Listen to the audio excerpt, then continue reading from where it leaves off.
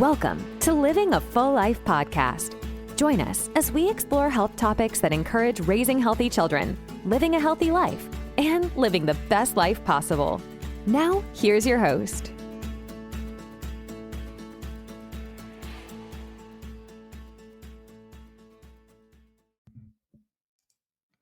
Have you ever had one of those days where your body works, but your energy is just gone? Last week, we dove into fatigue. So if you listen to that episode, we went deeper into what causes fatigue in the human body. This week, we're diving into what energy is. Why are we so fatigued, and how do we restore our vitality? Welcome to another episode. I'm Dr. Enrico Dolcecore, and we're going to dive into what is energy this week. Both the physical and chemical and emotional parts of energy. So energy in the body is the capacity to be able to do work. Biologically, this comes from ATP, adenosine triphosphate. This is produced in every single cell in your body in an area called the mitochondria. It's also an emotional and mental part of our vitality, felt as motivation, clarity, zest, however way you want to put it. It has all three components to it. So fatigue in itself is a symptom. It's not a diagnosis of anything in particular. This is why it's so frustrating, because we may go to our primary care physician and tell them I feel fatigued. And they may or may not run tests on this because there's really nothing to test in that portion of physiology. So nothing may actually show up with fatigue. Once we get into a diagnosis of maybe chronic fatigue syndrome, it's because hormonal testing has been showing low production of some hormones, adrenaline decay, some kidney fatigue, or adrenal fatigue. So that becomes more of a diagnosis of chronic fatigue. But what we're talking about today is just fatigue, just feeling tired. And how do we just feel energized? That's what we want to get into. So physical fatigue is muscle tiredness or lack of endurance.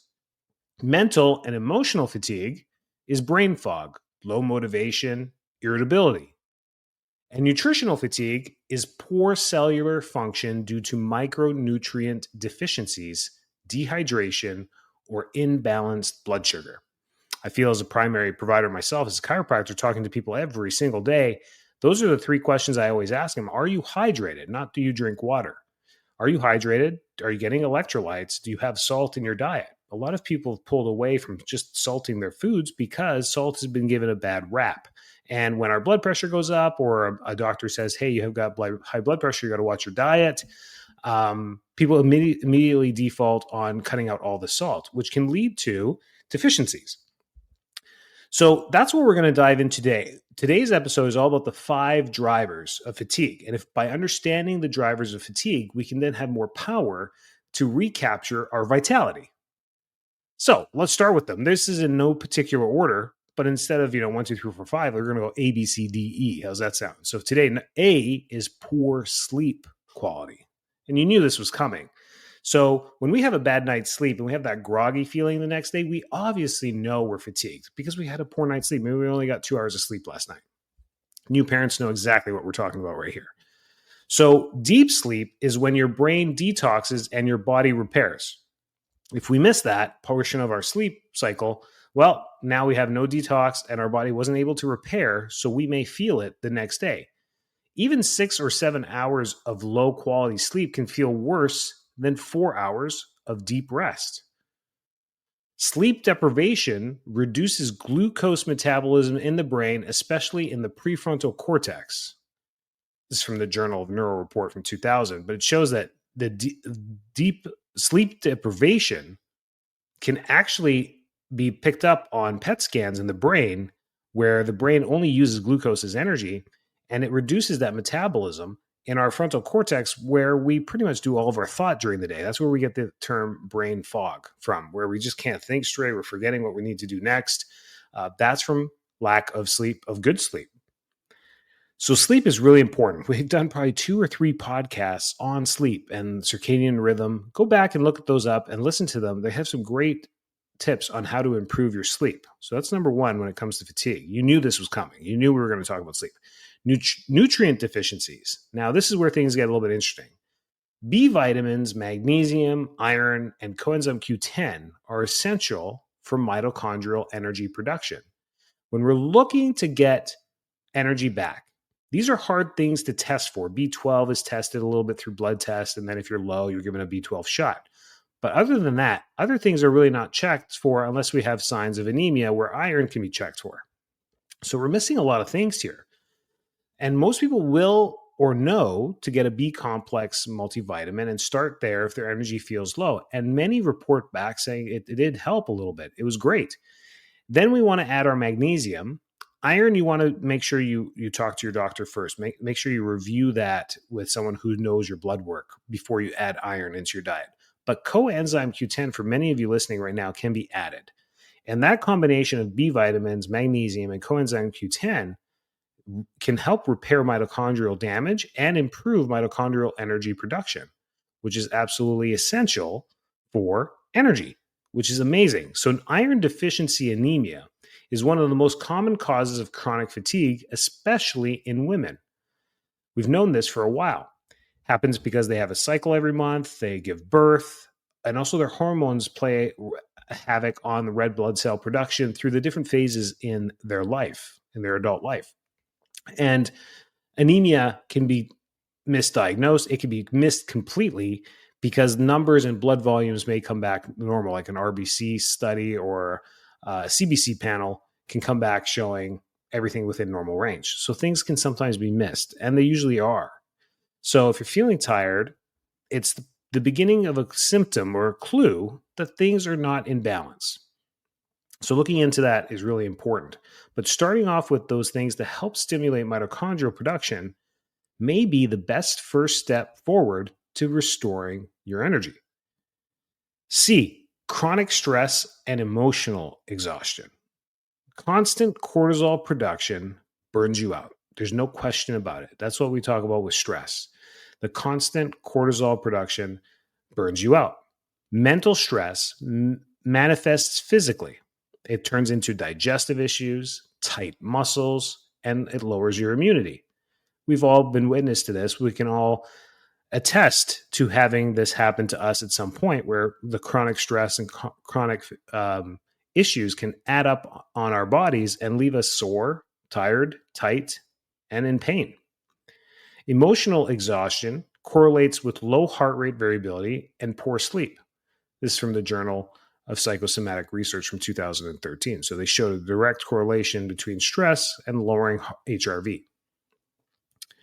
So we got to play and understand what stress is. 50 years ago, the word stress wasn't used as loosely as it is today. We have teenagers walking around saying, I'm stressed. And they are. They're not lying.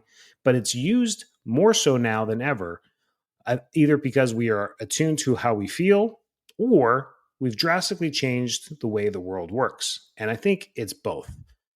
50 years ago, we weren't bombarded with the information we are now. We get more data per hour now than we did 30 years ago, 40 years ago, 50 years ago. We have more points of interest, more points of data because of the screens. We're constantly downloading information, and most of it's not good. Most of it is either news, which is never positive. It's usually negative. 2, it's updates. And 3, it's social status, where we're comparing ourselves to what we see on social media. And all of those things cause an increase in cortisol because it does start to stress us out. We feel like we're never good enough no matter what we do, financially, spiritually, friendships, humanitarianly, diet, fitness, the list just goes on and on. So this chronic fatigue and this chronic stress and emotional exhaustion that everyone's facing is really because of the constant download of information. And we need to give ourselves a break. D on this list, number 4, sedentary lifestyle. This has been shown over a 100-year study that counterintuitively, movement gives you more energy. We just talked about muscle exhaustion, muscle fatigue, and you'd think rest and not moving would actually improve your energy, but it's actually contrary to what you may think. Movement actually gives you energy. And research has shown that regular low-intensity exercise improves feelings of fatigue more than rest. That's from the University of Georgia in 2008. So just constant daily moving, even going for a 15-minute brisk walk every day, there's been studies showing it reduces the chances of breast cancer by 80% and all the health benefits that come from movement, but also for energy. It keeps the circulatory system moving, pumping, and needing energy from mitochondria. And it causes a positive feedback loop for production of ATP, which is wonderful. So movement is key. And the last one is the hidden inflammation or toxin exposures that we're chronically subjected to on a daily basis, like mold or mildew, EMF exposure. This comes from our electronic devices and Wi-Fi devices, processed foods, chronic infections. These can all zap your energy without obvious symptoms.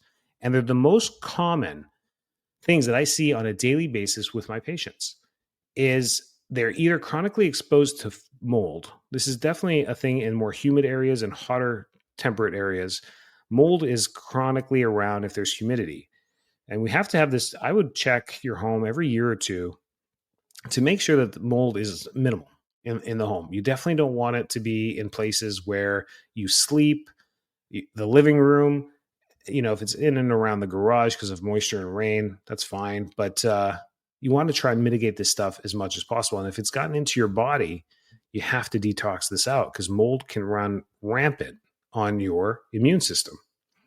EMF exposure is not talked about enough, unless you wear a tinfoil hat, it seems, or you listen to weird podcasts. That's the only time it's ever talked about, but it should be talked about more because there's very conclusive evidence from the literature showing that chronic EMF exposure changes the frequency of our cells. And by doing that, it changes the output of mitochondrial production, which is ATP. And we want to make sure we turn off devices, turn off Wi-Fi enabled devices from our body, at least when we sleep, away and out of our rooms.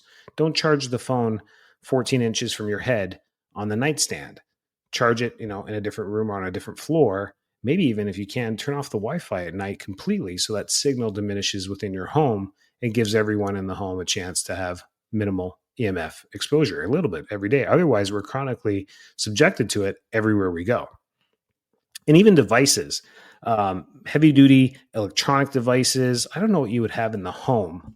I think of medical equipment and, I don't know, microwaves, convectional ovens maybe, but those are not running all the time. I don't know what you would have. Oh, headphones, earbuds. They constantly have a connection to electronic current, and you're putting them so close to the body. Those things can add up EMF exposure as well. And then infections. Many people don't even know it, but they have chronic gut infections or overgrowth of bad bacteria and virus. And these things can constantly drain energy from the body. Things like staph infections, strep infections, bacterial overgrowth, candida, the list goes on and on and on. But these chronic infections can completely drain you in general as the entire system. So a study from Frontiers in Immunology in 2020 showed that mitochondrial dysfunction and systemic inflammation are primary drivers of chronic fatigue syndrome, which is, again, the diagnosis of long-term chronic fatigue issues. We're talking about short-term or acute fatigue. Maybe you've been feeling fatigue over the last month, and you're like, man, what do I do to zap out of this? That's what this podcast is all about, things that you can start implementing right away. So what does energy feel like? We talk about fatigue. Everyone's like, yeah, I know what fatigue is. But what does it feel like to be energized? Go ask your 8-year-old. They know exactly what it feels like. They won't be able to describe it to you. They're like, hey, I'm just being me. This is just normal. And they're like, well, give me the secret sauce, kid. And they won't know the answer to it. So let's talk about it. You have energy when you're energized when you wake up without dragging at all. You wake up, you look at your phone, you turn off the alarm, you're able to sit up and walk straight to the bathroom and start your day with minimal drag. You have a clear mind and ability to focus. You have a positive outlook, or you're in a good mood, and your motivation to move and interact is positive. Those are all things where you're like, I get up, you pretty much are able to go brush your teeth, go downstairs, know that it's time to make some breakfast, and you're relatively in a good mood. If you're dragging through all of those first steps in a day, to start your day, it could be a sign that you are fatigued. And then when we have things like heavy limbs, slouched posture, brain fog, trouble remembering things. We're easily overwhelmed. We have a reliance on caffeine or sugar for stimulation throughout the day. Multiple coffees, multiple energy drinks, sweeteners, things that we add there to give us that quick 15-minute boost. And we have to repeat that because there's 24 hours in a day. That is a sign that we're fatigued. And all we're doing there is spiking cortisol and lowering mitochondrial production by putting those things into our body. So what are some practical steps? I listed a few steps for you that we can take to reclaim our energy. What are some things? Fix your sleep first. We have to. Sleep, we spend almost a third of our life sleeping. We have to spend some time making sure that it's healthy sleep and work on it. Just like we take care of our cars are a good car is reliable to get you from point A to point B every single day so that you can do the things you need to do: work, leisure, sports, go to the gym, go to grocery shopping, take care of your life. The same thing we need to do for our sleep is, fine tune it all the time. Make sure we're changing the oil, make sure we're changing the filter, making sure we rotate the tires. The same thing we have to do. We have to look at our sleep and make sure things are aligned properly.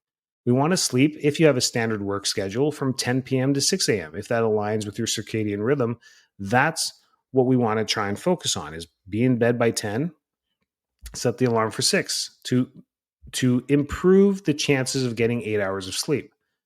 Use blue light blockers during the day, blackout curtains at night in your bedroom, and magnesium before bed has been shown to help calm the nervous system and muscles to get you to sleep a little bit easier. So these are all tips on maybe improving your sleep. And we've done the sleep and mattress podcast and a pillow podcast and all those things on how to improve or know which pillow is right for you. So there's things we can look at there. And we need to focus on what we eat. We have to eat for our cellular energy. So what does that mean? We got to focus on real foods, because processed foods decrease our cellular energy. Whole foods increase our cellular energy. So protein, leafy greens, and healthy fats. That has to be the base of pretty much every meal. So if you eat 3 meals a day, you have to focus on protein, greens, and healthy fats as the base of every one of your meals. Avoid blood sugar crashes. So cut out processed carbs and sugar. And we want to stay hydrated. Dehydration equals low blood volume, and that equals low energy. We want a higher blood volume and a higher hydration level to keep everything moving smoothly through the cardiovascular system. Number 3, take key supplements if needed, like vitamin D. If your vitamin D is low or below average, which is below 50, medically it says below 30, but we want to keep our vitamin D levels 50 to 70 range is optimal. So we want to take vitamin D, B complex vitamins, so we're getting a little bit of all the B vitamins, not just B12. Magnesium glycinate, that's the easiest one on your stomach. Omega-3s, which is typically found from fish oil, but you can get it from flaxseed oil and other sources. And adaptogens, like rhodiola. Always test before you guess. Don't just add these supplements. Make sure that you're low in these. And you can ask for these tests by any provider, and they can send them for you, fairly inexpensive, and they can check your vitamin levels and see where they're all at. And wherever you're low at, as long as it's an energy-producing vitamin, we may want to increase that. Get moving, 20 minutes a day. All it takes is a 20-minute walk. Take the dog 10 minutes in one direction, 10 minutes back. That's all it takes. Include strength training if you can, 2 to 3 times a week to support your metabolism and your mitochondrial health as well. So exercise plays a big role, but in this case for energy, it doesn't take a gym membership to improve your motion. All it takes is just getting up and moving. Manage your mind. Practice mindfulness or breath work for at least 5 minutes a day. Journal to get the mental clutter out. Write down the stressors in a book. This book eventually will fill up, and once it's filled up, you can throw it out and start a new book. But by writing these things down helps you disperse a lot of the mental stress onto paper. There's been a lot of research showing that by writing it or saying it out loud gets it out and at least recognized. Detox your environment, your entire environment. Swap out toxic lotions, toxic cosmetics, toxic lotions, toxic shampoos, conditioners, fragrances, cleaning supply, plastics. These things are all toxins. And what we mean by that is the byproduct of them can be estrogen inhibitors in the body, which help spike pseudoestrogen issues inside the body, which causes a hormonal discombobulation. It's horrible. We want to minimize these things. So look at ingredients, make sure that we're not overusing these things in our home. Consider a HEPA air filter and mineral-rich water. So if we completely use a reverse osmosis system and water filtration system in the house, we want to make sure it's going through a calcium rinse or a calcium cartridge to put electrolytes back into the water once we drink it. Because true H2O with nothing else in it is actually dehydrating. Because once it goes into, think of it like a small glass of salt water. The more pure water you add to that glass or to that bucket, the less salty it gets. And eventually, if you add enough pure water to it, you'll barely be able to tell if there's any salt in it. You may think it's a good thing, but think of your body as that bucket. And if it's supposed to have this certain electrolyte balance, this certain salt balance to it, and we keep adding pure H2O to it, we start to deplete these electrolytes from our body. And this stuff can actually come from our bone too. We can deplete calcium from parts of our body as well. So that's the whole point of that. So make sure we have a complete reverse osmosis system. Usually if you have one in the home, they're already built like this. You have to change those cartridges. There's a reason for it. They're carbon filters. And they also add other things in there like calcium and some other electrolytes to make sure that we get more of a pure water rather than just H2O. And then reset your nervous system. We talked about this a couple podcasts ago, your nervous system and balancing it. Chiropractic adjustments, acupuncture, vagal nerve stimulation can help regulate your nervous system. Breath work, cold shower, cold plunges, and grounding all stimulate healthy energy pathways. So when do you actually need to go get help? Because everything we said there is stuff you can do on your own to help improve your energy production. But when do you know that you need actual help? If you're constantly tired, despite trying everything, you could have thyroid issues, or adrenal fatigue, or sleep apnea, or chronic infection, or mitochondrial dysfunction. And I went from probably the most common to the least common in that list, or a combination of a couple things above. You could have thyroid issues and sleep apnea. Could have adrenal fatigue and sleep apnea and thyroid issues. So that's where now it's time to get some help and try and find out what's going on. And where we start is exactly like that. Check the hormone system, the thyroid, and see what's going on there first. So blood work is first. Then a gut test to check for any chronic infections. Usually when we do those two things, we can now see the entire body and see what is going on from an energy perspective. Energy isn't just about hustle, it's about harmony. So that is what the goal is with all of this in your health, is to try and encourage harmony of everything inside of it. So just to recap this episode, there's a lot of things that you can do to help boost your energy. And we have to remember energy is both physical, emotional, nutritional, and environmental. It comes from all aspects.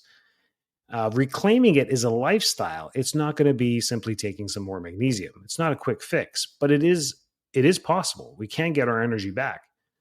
So if you have any questions about fatigue, I encourage you to share with us at info@fulllifetampa.com. We love answering all your questions. And if you ever need any more resources, go to fulllifetampa.com and check out some of our resources there, or our YouTube channel here at Living a Full Life Podcast, and see some of our YouTube posts and workshops that we've put in the past about stress, nutrition, nervous system regulation, and all the things that are on there. There's some resources there for you, and online. Go search online as well. So if you're tired of being tired, this episode breaks down what's really draining you and how to recharge it. And all you need to do is just take control of your health by making decisions. That's all it really takes. Add the few things in, take a few things out, and if you need help, reach and ask people for some help. Ask the people you trust, and they will have the right referrals for you. Stay healthy, stay well, and catch you on next week's episode. Thanks so much for tuning into this episode of Living a Full Life podcast. If you're enjoying the show, please feel free to rate, subscribe, and leave a review wherever you listen to your podcasts. That helps others find the show, and we greatly appreciate it. Thanks again for tuning in, and we'll catch you in the next episode.